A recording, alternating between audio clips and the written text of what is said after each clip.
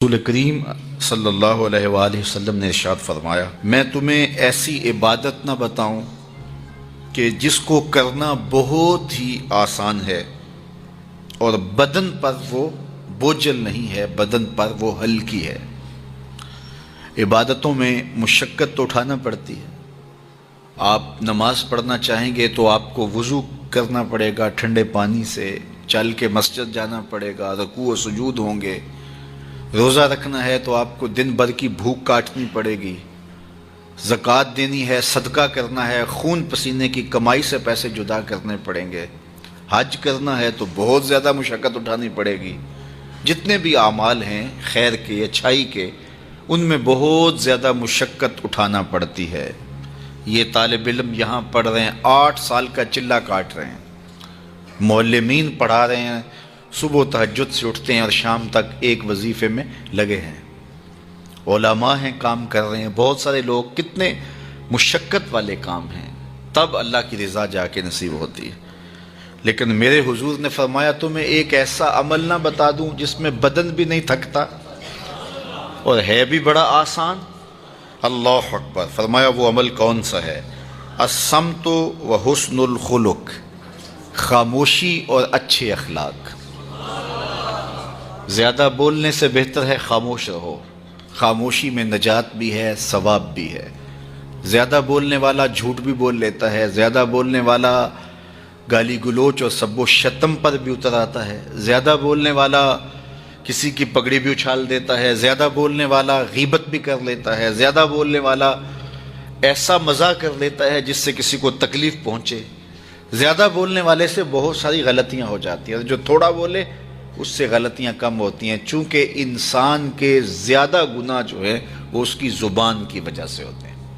ایک روایت میں آتا ہے جب صبح ہوتی ہے سارے اعضائے بدنیاں زبان کے آگے ہاتھ جوڑتے ہیں، بی بی تو چپ رہنا، چونکہ بولتی تو ہے اور مصیبت سارے اعضائے بدنیاں کو سہنا پڑتی ہے۔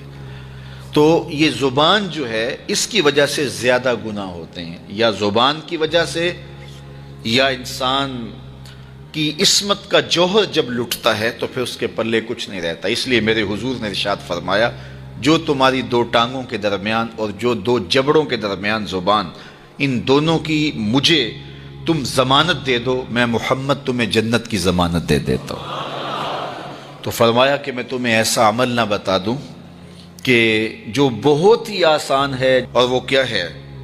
الصمت، خاموشی، وحسن الخلق، اور دوسری بات اچھے اخلاق، رویوں کی خوبصورتی۔ کسی سے ملو تو ہنس کے ملو، کسی سے بات کرو تو لہجے میں نرمی ہو، کسی کی عزت آبرو کا خیال رکھو، بڑے کا احترام کرو، چھوٹے پر شفقت کرو، مخلوق خدا پر رحم کرو، اللہ کی مخلوق پر شفقت سے پیش آؤ، رسول کریم کی امت پر رحم کرو۔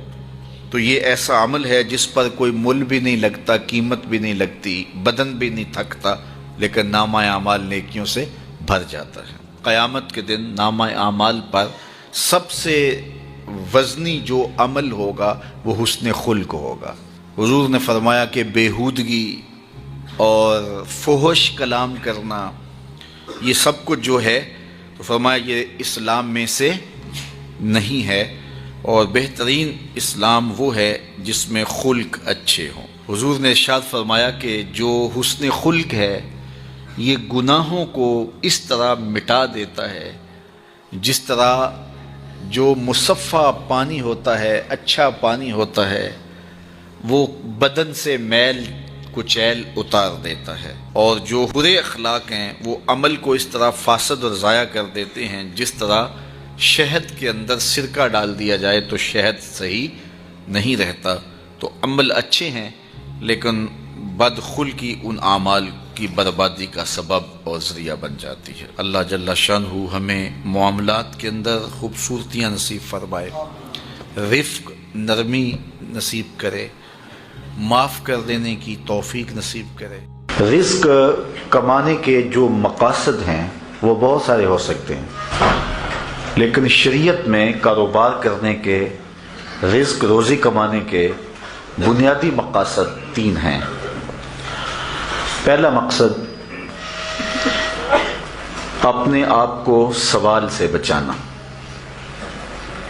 دوسرا مقصد اپنے آپ کو حرام سے بچانا، تیسرا مقصد اپنی اولاد کی کفالت کرنا۔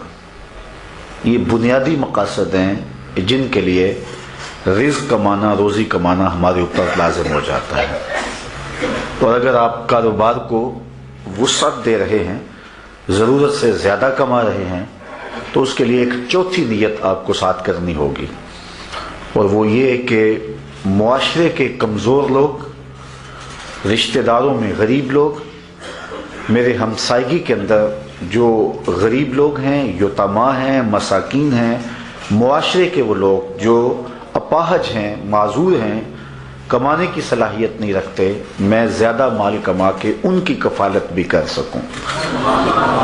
ان چار مقاصد کو ذہن میں رکھ کر کے جو رزق کمایا جائے گا وہ دنیا نہیں ہوگی، عین دین ہوگا۔ لیکن اگر ان چار مقاصد کے علاوہ رزق کمانے کا کوئی پانچواں مقصد بھی شامل ہو گیا تو وہ ان چار مقاصد کو بھی دنیا بنا دے گا۔